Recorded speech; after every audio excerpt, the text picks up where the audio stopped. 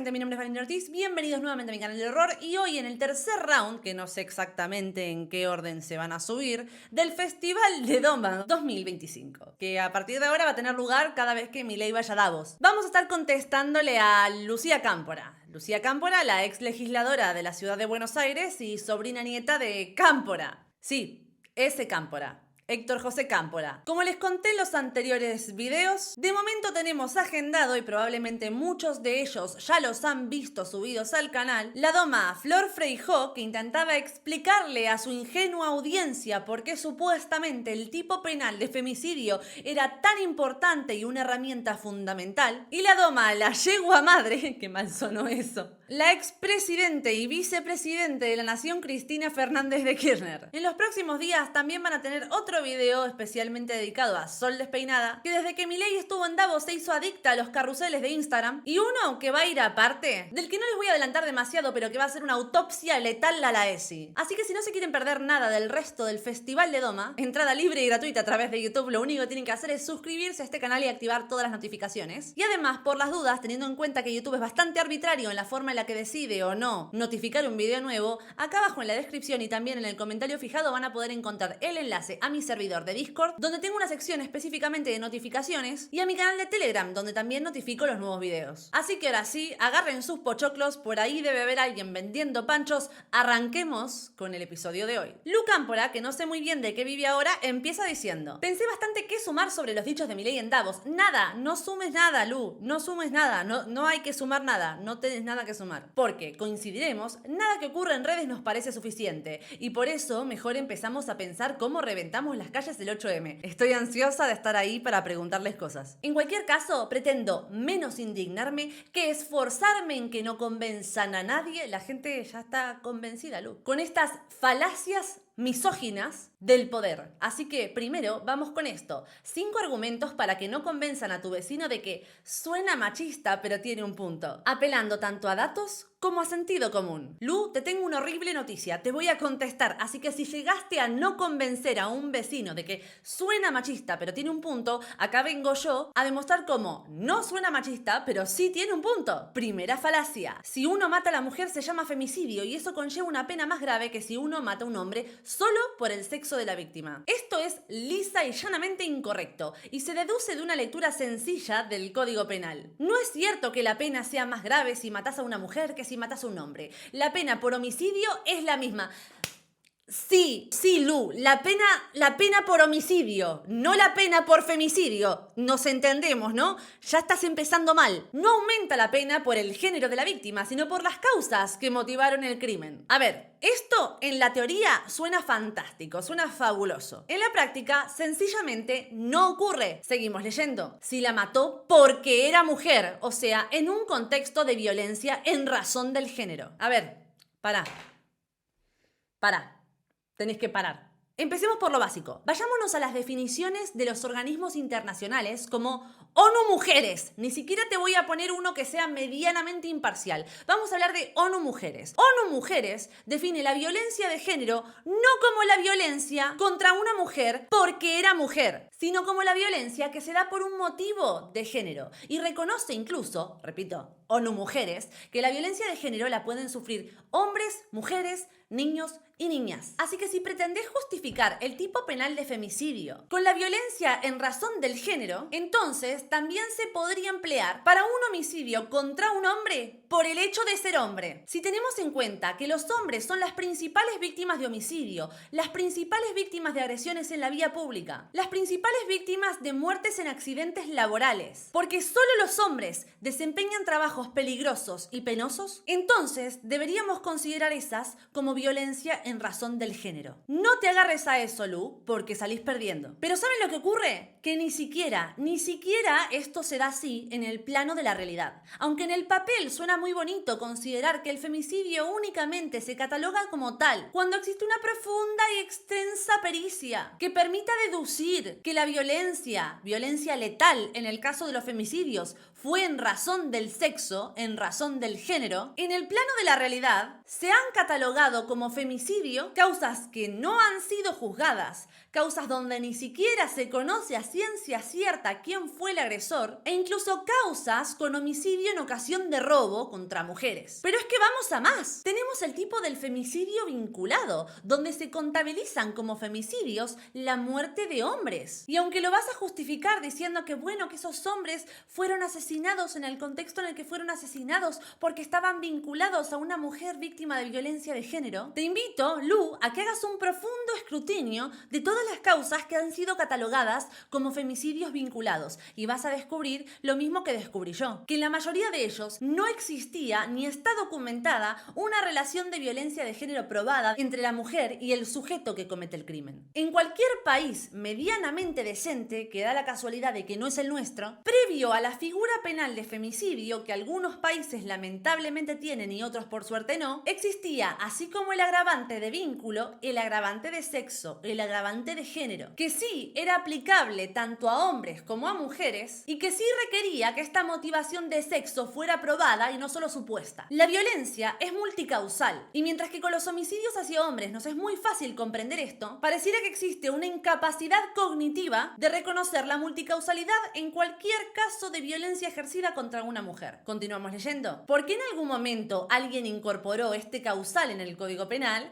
Bueno, porque efectivamente tiene un sentido que se verifica en la realidad de los datos. Los femicidios existen. Lu, ¿vos me acabás de dar una definición circular? Me acabas de definir que existe un tipo penal ¿porque existe? ¿Y vos fuiste legisladora? Los primeros 15 días de enero hubo un femicidio cada 27 horas. En 2023 hubo 250 femicidios, de los cuales 65% eran parejas o exparejas. Femicidios cada 27 horas que se sostienen en la definición de femicidio circular que me acabas de dar. Lu, no estás explicando nada, estás enredando palabras a fin de que parezca que estás diciendo algo. Capaz tu audiencia, que es muy ingenua, no se da cuenta, pero yo sí. Interesante además que menciones las cifras del año 2023 al mismo tiempo que evadís decir que en el primer año de gobierno de Javier Milei durante el año 2023 los femicidios bajaron, de los cuales el 65% eran parejas o exparejas, terminas diciendo. ¿Qué pasa, Lu, con el otro 35%? ¿Nos querés contar? ¿Son femicidios vinculados? ¿Son homicidios en ocasión de robo? ¿Son homicidios donde ni siquiera se pudo concluir a ciencia cierta quiénes fueron los perpetradores y con qué motivo ejercieron esa violencia? Y esto si soy indulgente, porque dentro del 65% que fueron perpetrados por parejas o exparejas, la violencia sigue siendo multicausal. Existen las psicopatías, el abuso de sustancia, las adicciones, los problemas de control de la ira, la educación disfuncional. Y en el video que ya le dediqué a tu amiga Flor Freijó, explico con lujo de detalles incluso por qué la violencia en las relaciones íntimas de pareja letal es superior de mujeres a hombres que de hombres a mujeres. No lo voy a volver a repetir por economía del tiempo porque sería repetir gran parte del video que le dediqué a ella.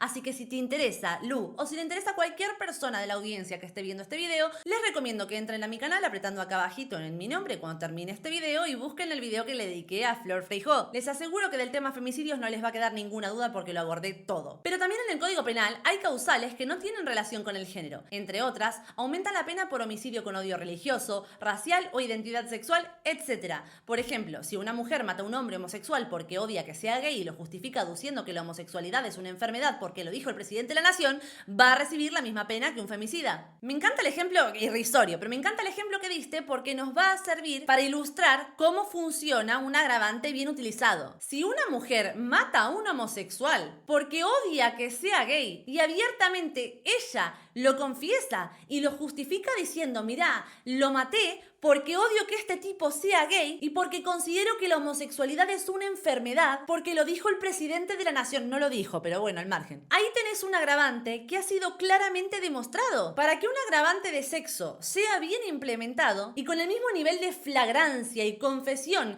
que estás describiendo en tu ejemplo delirante, un tipo te tendría que decir, mira, yo esta puta la maté porque es mujer y porque odio a las mujeres. Pero en el plano de la realidad, eso no es lo que ocurre en la mayor parte de los catalogados como femicidios. Y si querés convencer a mi vecino, te pido por favor que antes mires el video de Milei al que estás contestando porque en ningún momento dijo que los gays gays sean enfermos. Segunda falacia, y esta me encanta porque voy a tardar muy poquito en contestarle. Brecha salarial de género. Cuando uno mira los datos es evidente que no hay desigualdad para una misma tarea, sino que la mayoría de los hombres tienden a profesiones mejor pagas que la mayoría de las mujeres. Con brecha salarial nos referimos a que los varones acceden a trabajos mejor pagos que las mujeres. Es obvio que no viene Juan Carlos, empleador, y dice, bueno, a vos te voy a pagar menos que a tu compañero porque sos mujer. Bueno, es obvio ahora, después de que pasamos los últimos 10 años desmintiéndoles esa barbaridad, porque hasta hace no tanto se las escuchaba decir que a las mujeres les pagan menos que a los hombres por el mismo trabajo. Ni siquiera es necesario poner ejemplos concretos porque está en el recuerdo colectivo de todo el mundo, porque han taladrado las mentes de los argentinos y de la población humana en general con ese mantra repetido hasta el hartazgo. Y al que quiera ejemplos concretos,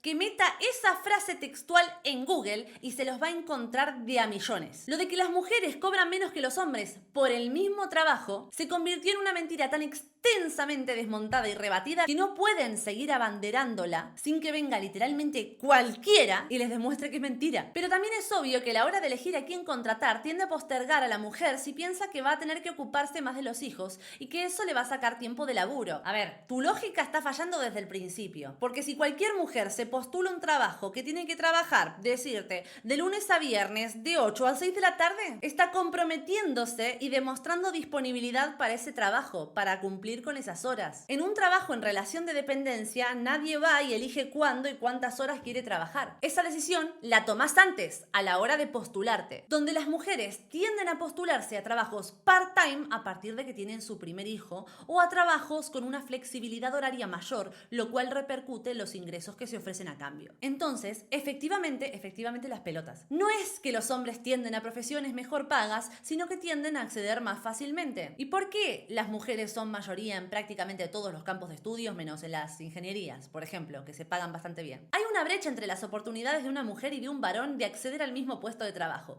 y eso se traduce en que la masa de mujeres gana menos, o sea, en la brecha salarial. Mira, te voy a comentar los hallazgos del mismo paper que le comenté a Flor Feijó, tu amiga. El paper es un metaanálisis del año 2023, del año pasado, muy reciente, titulado On the Trajectory of Discrimination, a Meta-Analysis and Forecasting Survey Capturing 44 Years of Field Experiments on Gender and Hiring Decisions. Este paper concluye en varios hallazgos interesantes. Por ejemplo, que desde el año 2009, la discriminación contra mujeres en trabajos masculinizados o mixtos disminuyó significativamente e incluso con una posible leve reversión en favor de las mujeres. Female applicants had a disadvantage over male applicants before 2009 and that this difference was no longer noticeable or, if anything, slightly reversed in direction starting in 2009. Está en la página 8, por si lo querés buscar. Sin embargo, otro hallazgo que da este paper es que sí existe una persistencia en la discriminación contra hombres en los trabajos feminizados. Página 1. Discrimination against male candidates for stereotypically female jobs would remain stable across the decades. Además de que los trabajos femeninos mostraron un sesgo constante en favor de las mujeres. En la página 8 lo encontrás. Female applicants were on average more likely than male applicants to receive callbacks for female type jobs. Volvamos a tus boludeces.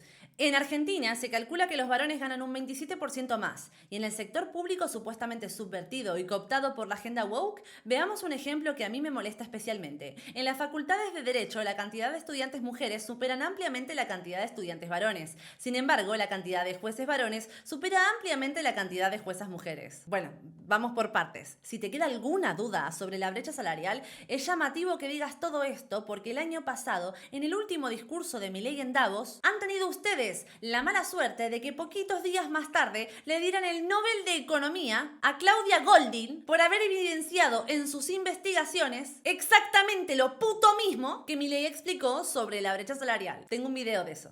Lo de los jueces te lo podría explicar yo, pero una vez escuché a la abogada Giovanna Carril de España explicarlo y su explicación me pareció tan brillante que no creo que nadie lo pueda explicar mejor. Yo puedo entender, y es verdad, que había un gran techo de cristal hasta los años 90 y que ahora lo que queda es esa pequeña cúpula de cristal de que los hombres llevan más recorrido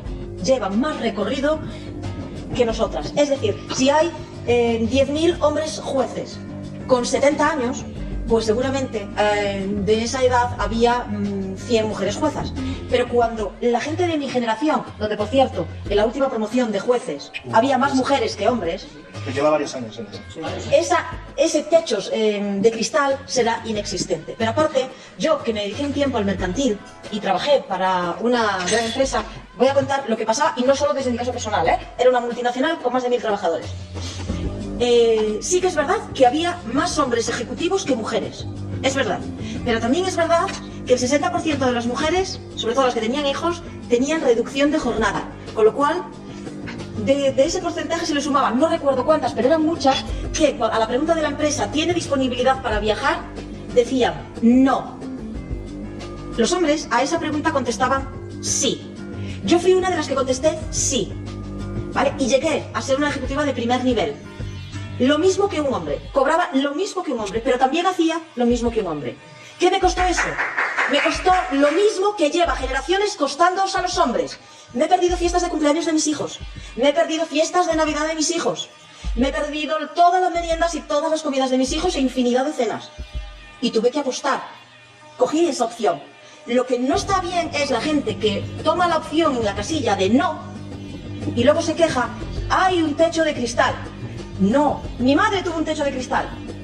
Yo tuve una opción y de entre todas las mujeres que había en mi mismo puesto, solo puse la casilla del sí, yo. Segunda gila de Lucámpora desmontada. Vamos con la tercera, la agenda sanguinaria y asesina del aborto. Sobre sangre y asesinos, desde que se legalizó el aborto hubo menos muertes maternas en manos de curanderos asesinos. El aborto legal, seguro y gratuito no hace que haya más abortos, hace que mueran menos mujeres por abortos. Mira, Lu, te lo tengo que decir yo, que soy una persona que tiene una postura muy tibia con lo del aborto. Y me hago cargo, me hago cargo. Pero si yo, que tengo una postura muy tibia con respecto al aborto y no me considero a mí misma una militante provida, te puedo decir que este argumento es muy blandito. No me imagino las cosas que te podrá decir una persona que esté directamente y tajantemente en contra. Pones en negrita que desde que se legalizó el aborto hubo menos muertes maternas. ¿Sabes cuál es la respuesta más fácil de darte? Que hubieron más muertes de bebés. De todos los argumentos que podrías haber llegado a querer usar, decidiste usar el peor. Cuarta falacia, asociar homosexualidad con abusos. La forma más fácil de tirarte esto abajo es decirte que eso no ocurrió. Nadie asoció la homosexualidad con los abusos. Si te quedan dudas, dediqué todo el video domando a Cristina Fernández de Kirchner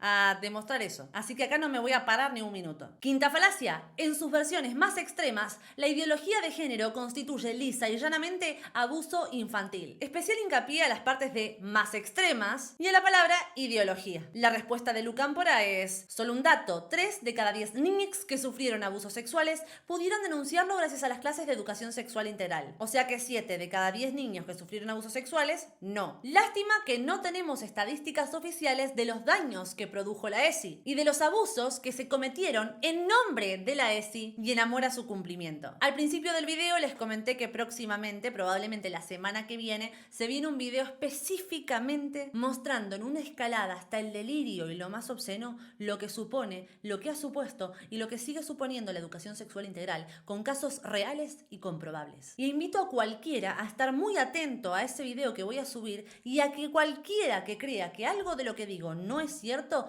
venga y me lo demuestre. ¿Y por qué la educación sexual integral no puede depender solo de las casas? Porque el 80% de los casos de maltrato y abuso infantil es intrafamiliar. Estoy de acuerdo, no tiene que depender solo de las casas. Obviamente tiene que empezar por ahí. Pero ¿sabes cuál es el problema de la educación sexual integral? Y lo vamos a ver en profundo detalle cuando suba ese video. Que cuando analizamos los manuales de educación sexual integral, los métodos de prevención y detección de abusos sexuales, si no son directamente inexistentes, se encuentran directamente al final del todo, estando por debajo de identidades LGTB, géneros no binarios y nuevas masculinidades. Queda muy bien justificar la educación sexual integral arguyendo la prevención de abusos sexuales contra menores. Nadie se va a oponer a eso. Lógicamente, ninguna persona de bien quiere que un menor sea abusado sexualmente. El problema está cuando nos vamos al plano de la realidad. Y esa prevención y detección de abusos brilla por su ausencia. Me da mucha bronca por mis amigas y por toda la comunidad LGBTIQ+, que tengamos que discutir esto de nuevo. A mí también, pero bueno, es una buena noticia que sientan que tienen que discutirlo, porque poco a poco la gente va entendiendo la trampa a la que durante años han sido ideológicamente sometidos. Me duele por cada travesti cagada a palos